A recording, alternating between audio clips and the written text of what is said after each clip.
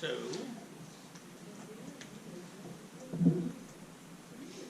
if you do a git update, you should see something in the code directory that looks something like this.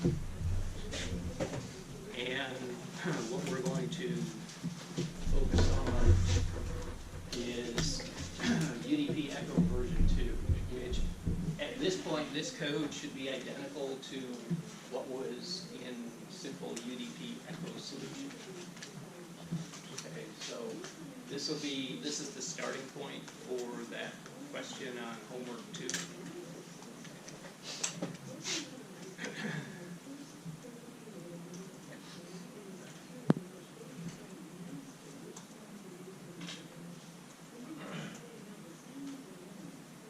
What are they listening to?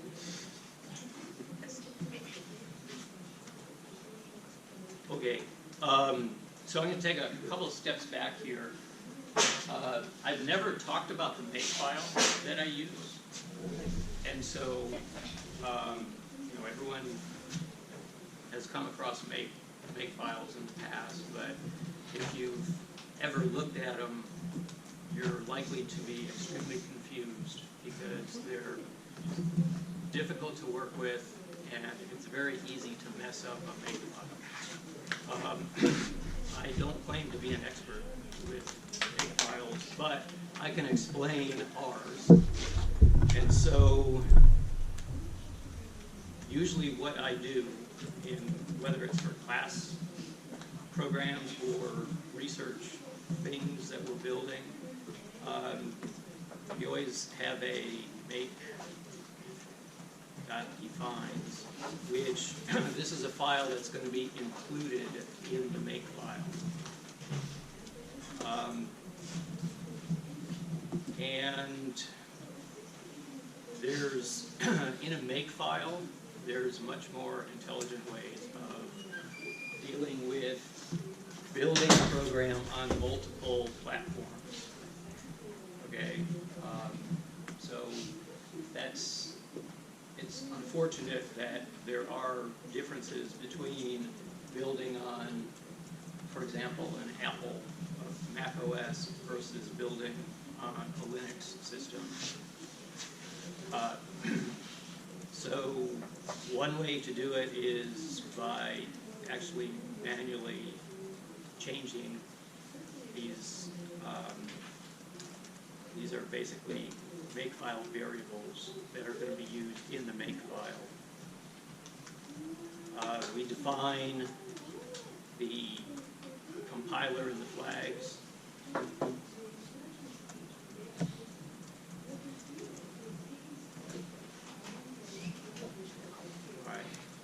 So in any makefile that you see from me, should look pretty much the same. Progs is going to be the programs, the list of programs that are going to be made. And so each one of those program names should have, or better have, a target within this makefile. So client, there needs to be a target that makefile will go to look at to basically do the work associated with that named client.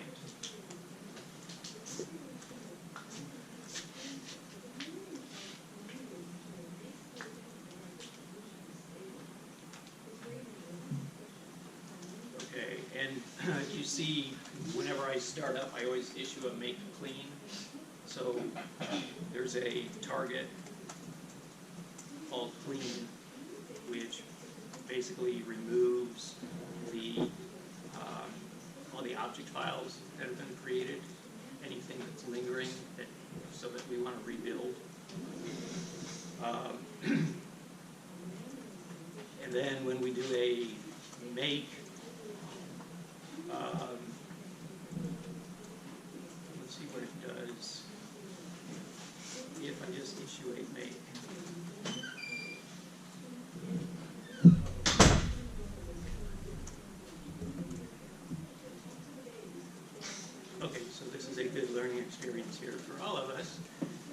bug in our makefile. If you try and make UDP Echo version 2, you'll probably, well, you should see this. Okay, so I'm going to do a make clean and then a make. It's going to tell us there's no rule for test buffer pointers.o. So let's, first of all,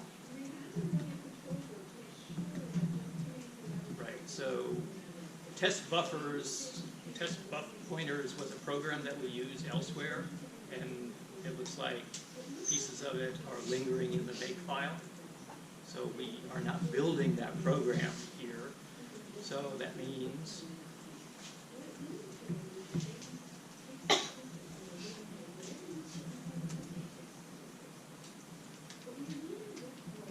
okay, so I still have the program listed.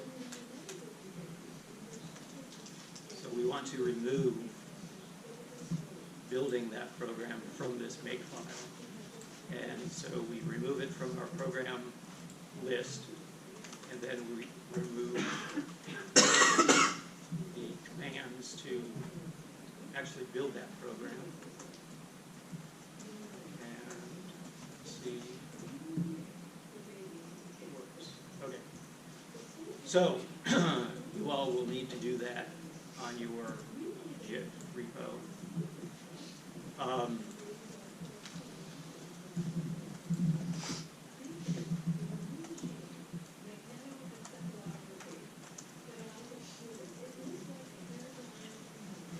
Okay, so again, the way make is going to work here is, so it's picking up the compiler name from this variable cc, which we defined in make.defines. And it's picking up these other variables, most of which have been defined up above in the make file.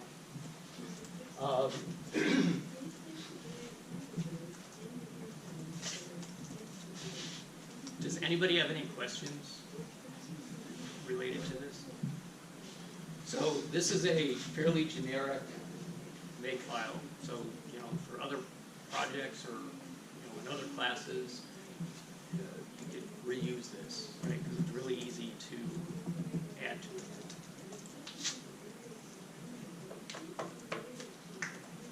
All right, so.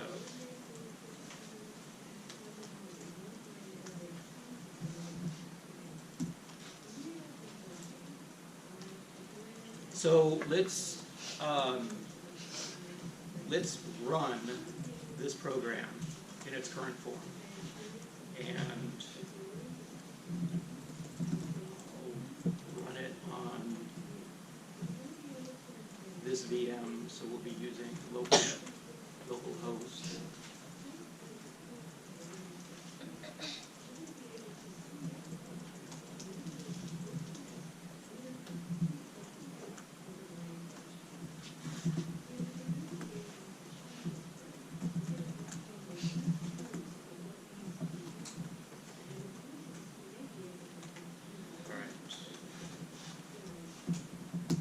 Server has one required input parameter, which is the port number. And yeah. This is not entirely directed just for like make files and such, but in our UDP Echo program, when we run the server and when we run the client, what we're receiving is, it says like we received these many bytes and that kind of stuff, right?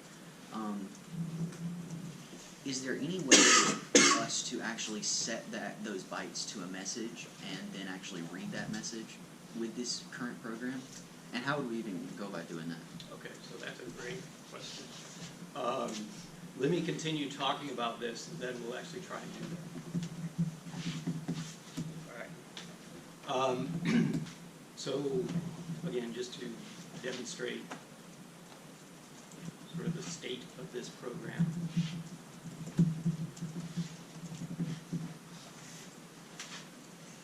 I believe the program is effectively going to do it in Echo.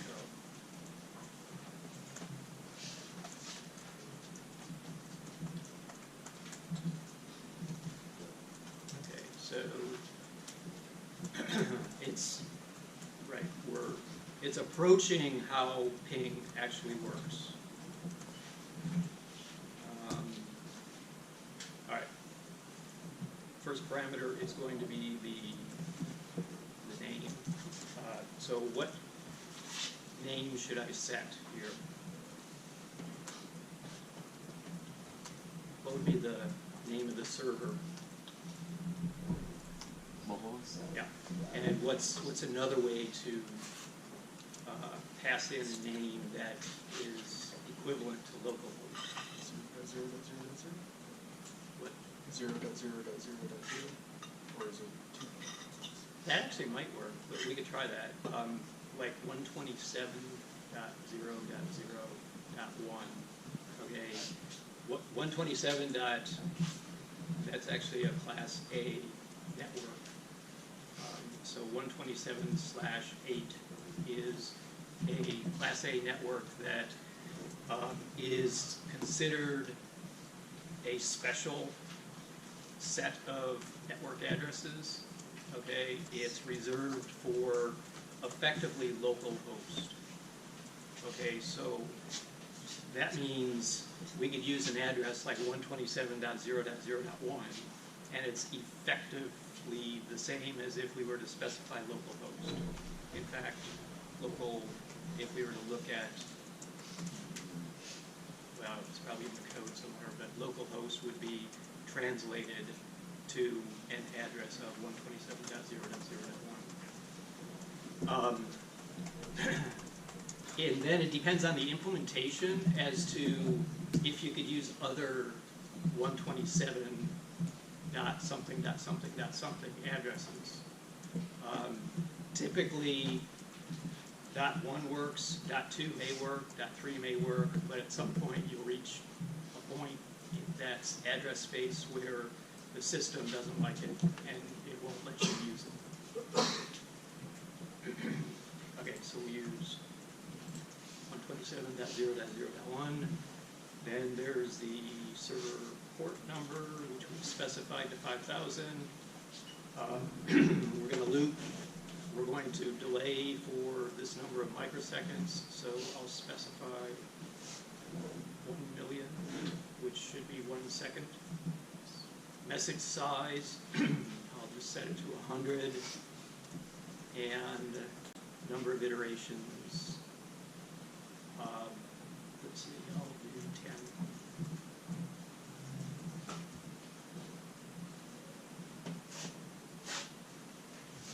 10. Okay, so when we look at the code, we'll look at both the server and the client code. The client, so sort of just like with the ping program, each iteration, right? So an iteration would be defined as each successful send and receive, or a send and a timeout. So each successful iteration, we're going to display the current wall clock time, the round trip time, and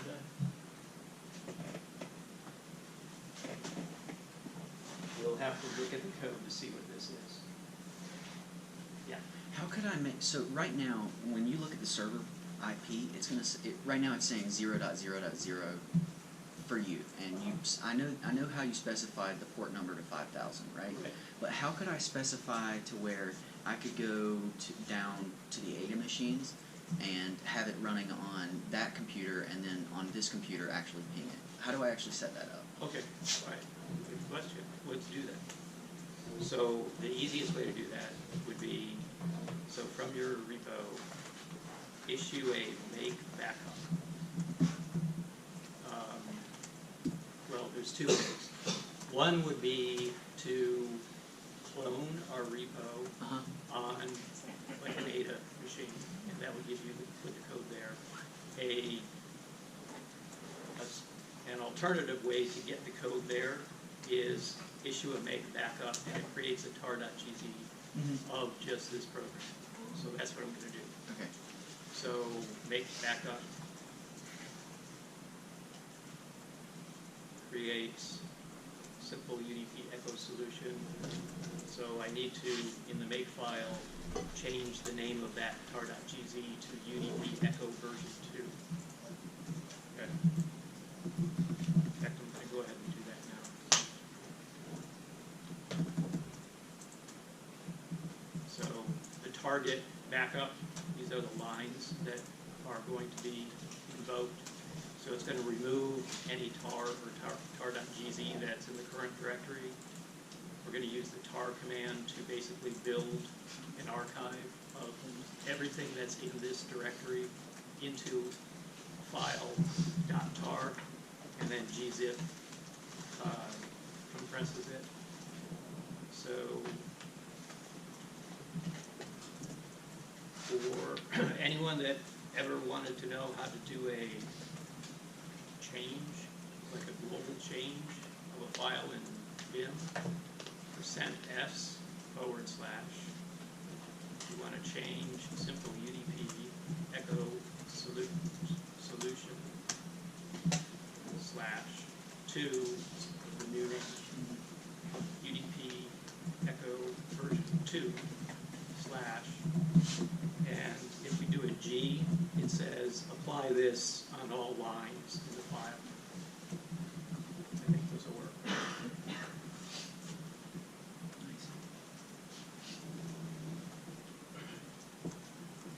So now we can do a make backup. All right, so I'm going to SFTP.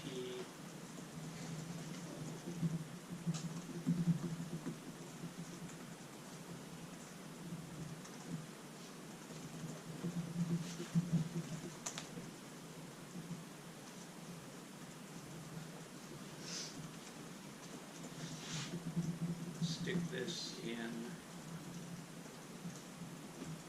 my temp directory on my system account, and so everyone hopefully is familiar with SFTP. So basically I'm saying put copy upload star.gz. I know there's only one, actually there's two GZ files here, so I need to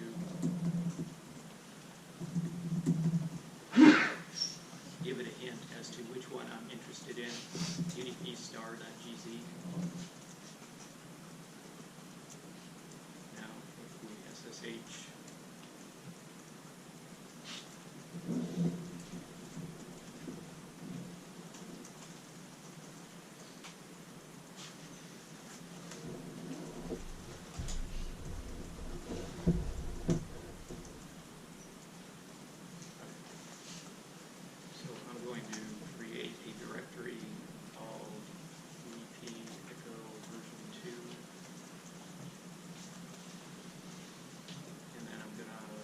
copy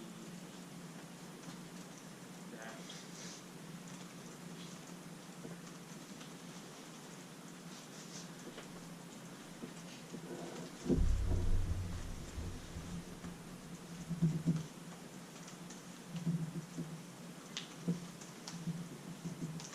So the way that backup file is created, it's not going to create a new directory.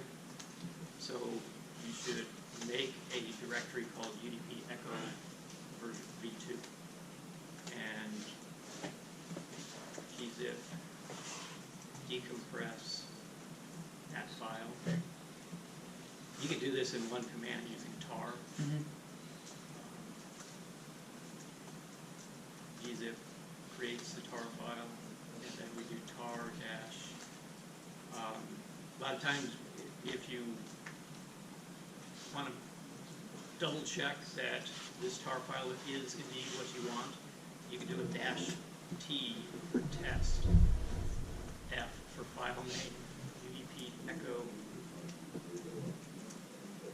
and it just lists the contents. And so that looks right. So I'll go ahead and actually unpack it.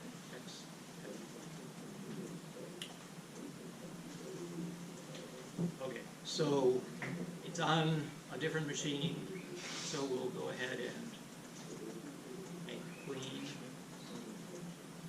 make all.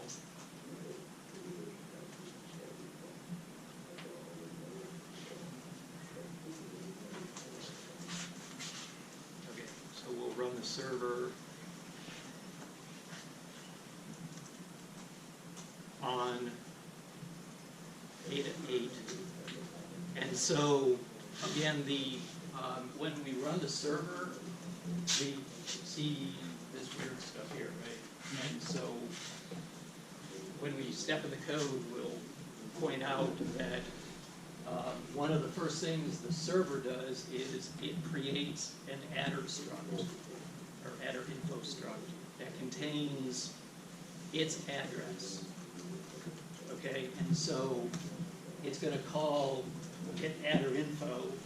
Get adder info is going to return two adder info structs. So two addresses. So we're being passed back 0.0.0.0 port 5000 colon port 5000. All right. So what's up with this? IPv6 address? Yeah. And this is 0.0.0. So all zeros, just remember sort of this. I don't think there's a good song jingle I can come up with. Okay, so all zeros usually implies this host. All ones implies what? Broadcast. Okay. So there's, within the IP address space, there's certain addresses that have special meaning, like all zeros, all ones. Okay. So the IPv4 way of indicating that any address assigned to this host is going to be okay to use for the socket endpoint. So if this host had 3 interfaces with 3 IPv4 addresses, then a client from anywhere in the world could use any of those 3 addresses, and it would hit the server. We could modify the code to say, again, using the example of if the server host has 3 interfaces with 3 different addresses, we can modify the code so that we tell the system on the bind we only will accept an address, one of our addresses. Okay, normally we wouldn't really care. In our class, we'll never see a case where we would do anything other than accept all addresses that that host has. And then the colon is the IPv6 way of doing exactly the same thing. So basically we're saying any IPv6 that has been assigned to this host, we want that bound to our socket endpoint. Okay, yeah. This might be too in-depth, but you mentioned if there are 3 connections, and each has their own individual IP address. Right. Would there be a way to say, we can use connection 1, we can use connection 2, but do not use connection 3? Yes. I suppose that would be, if that was a secure connection that was only used for transmitting certain data. Right. So would that be done using a special address, or would you just have to list the addresses that are acceptable to use? Right, so that there is a way to do that, and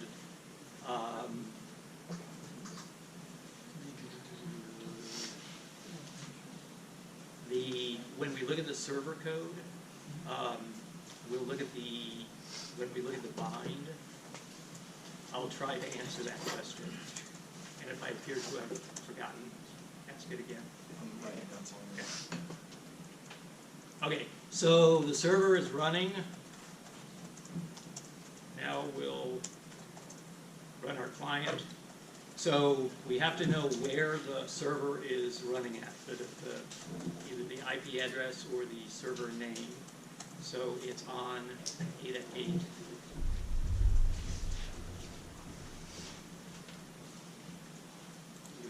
And we have to know what port number. So we will use 5,000. And then we'll do the same parameters as before. Message size 100, iterations. Right, and so if any of you could run your client now and point it to Ada 8, and you should see replies.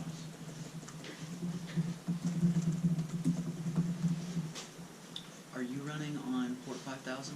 Yes. So let me ask you this. If I start running my code on port 5000 as well on the Ada 8 machine, what's going to happen? On port 5,000. So if I were to say like connect to the Ada 8 machine, Yeah. And somebody started trying to connect, would I even be able to bind in the first place? Okay, so the question is, on Ada 8, could you start your server Exactly. using port 5000? Exactly. Go ahead and try it. Okay. Anybody know what's going to happen? I guess let me do it. I'm gonna let him bond it Right. because the port's already bonded, so we'll just say no. Or just say, what is this, what's the return fake? Is it bond, just say bond pay or already bond or something? Okay. So, Yeah. But if you start your server on 5001, Be good. yeah. it should be okay unless someone else has done that. Yeah, yeah. And I can do this. So, ada8.computing.clemson.edu is school computing servers right now. Could I do this just as easily on my own personal computer? And As long as the client has reachability to the server. Okay, so where would that machine be that you would want to start? if I just did this in my terminal, would it then be my IP, my ifconfig IP? Yeah, Okay. yeah. Yeah. Is there any way you can set up a mirror right here for like that port for port 5000, or is that something that like someone from the actual networking, like from Clemson's networking team would have to do? Would they have to set that mirror up, or could you do it like from right here? Could I mirror your port 5000? That way I see all the traffic that's going there. So on Ada, I couldn't because I don't have sysadmin privileges. So if you had root privileges, you Yes, Right. yeah. Yeah. So this is a question more about DNS, but when I ran the client program, I specified ada8.computing.clemson.edu, not the IP address for ada8. So if I were to go and on my home PC try to run the client program again, and I specified the server as ada8, plain text name, that would go to the EDU name server, then the Clemson name server, then the Clemson's computing name server, and find the ada8 machine's IP address to use. Well, it would depend on if you're using a VPN or not. Okay. So there's a way to run using your laptop outside of Clemson. You would get what's called a VPN client that CCIT provides. So you download it, install it, and at Clemson we have a VPN gateway. So basically, it's a way, we'll actually talk about this later in the semester, it's a way of remotely connecting directly to our network. So someone on the outside cannot SSH into Ada8. Right. Right, so one way in would be to use access.computing.clemson.edu. Okay. Another way to do it is you run the VPN software, in which case your computer, your laptop, will effectively have like a 130.127 address. And so then, if we can answer your question, if connected via VPN, it would likely get the name resolution answered by Clemson's name server. So if I weren't on a VPN, but instead of accessing 8 to 8, I would access 1, then it would work the same way. It would Yeah. communicate with the name server and get the address for it. Yeah, so that would require you to run this on the access machine. Okay, right. Which would require running the server. Yeah, Okay. right. Which would probably, that may not work. So they don't allow you to, they don't want you to run programs on the access Yeah, machine. I'm not going to test it. It was just more of a fun experiment. Okay. Yeah, just do set number.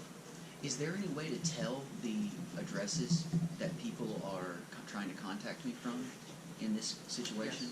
And we'll look at that in a second. Okay. Yeah. Okay. So this is the server code.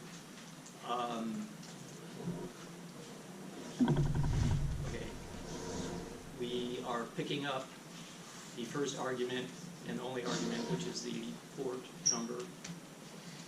And then our favorite struct, adder info.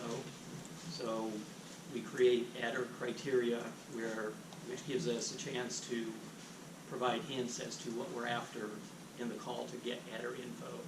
So here we're saying AF underscore unspecified, which means V4 or V6 addresses are okay.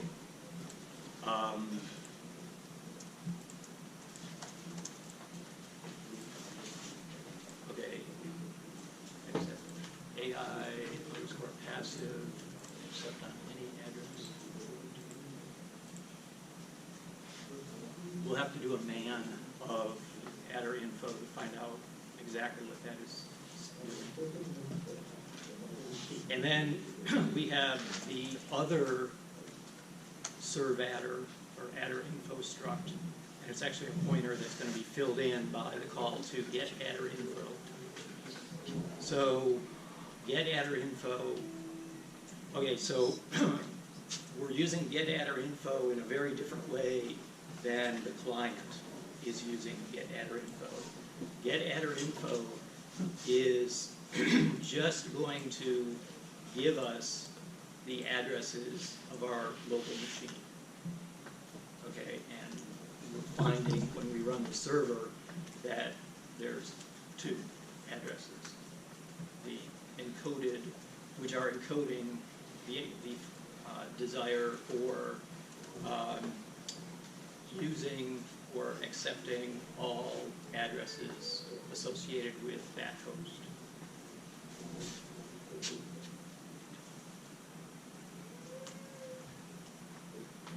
Okay, and then this is the code that shows those two lines when we start the serve, right? 0.0.0.0, colon 5000 and colon 5000. So it's stepping through the linked list of adder info structs that's pointed to by serve adder after that call to get adder info.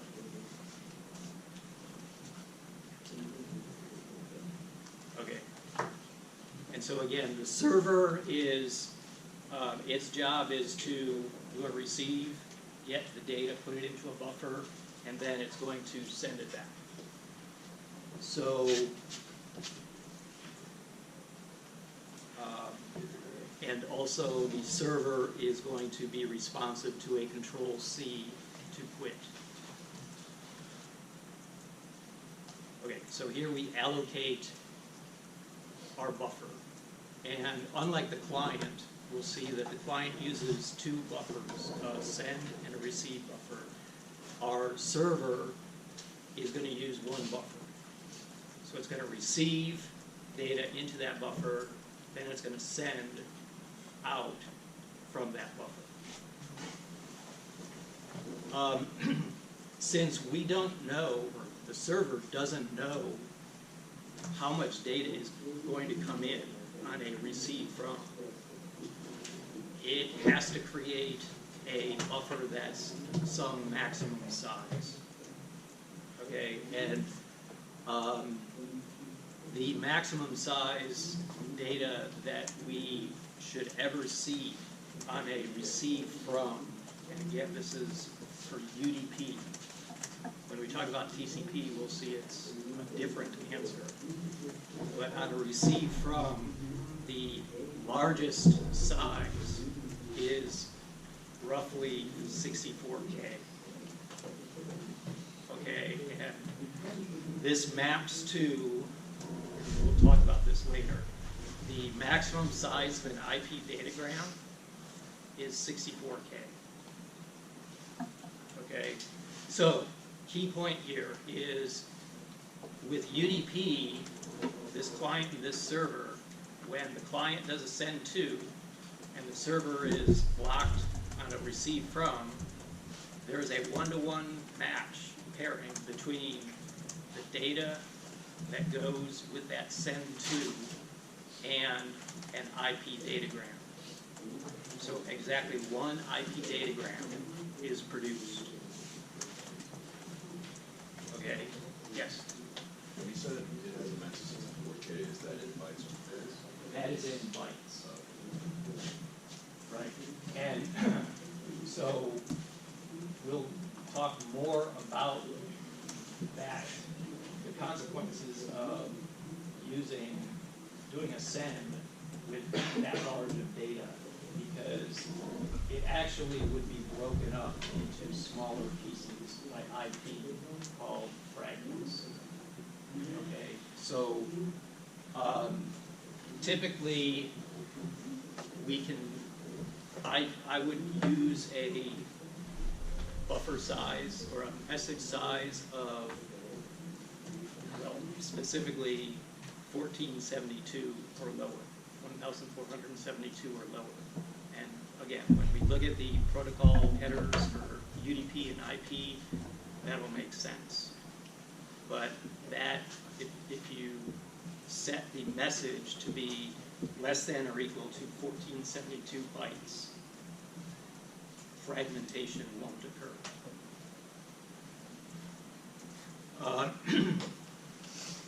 All right, so we malloc this big buffer. Max data buffer is probably set to something like 64K bytes. We set all octets in that buffer to 0. Signal, so what are we doing with this line of code here? Signal handler. Right, so after this runs, if we get a SIGINT, either a user hits Control-C or we use kill and send the SIGINT to this process, our code in the function Control-C code is going to run. So Control-C code is a function. Correct. Yeah, and this is the magic way that C will allow us to form a pointer to a function by just giving the name of the function. So on a Control-C, basically we're going to tally counts, find our summary statistics. All right, I'm running out of time here. So,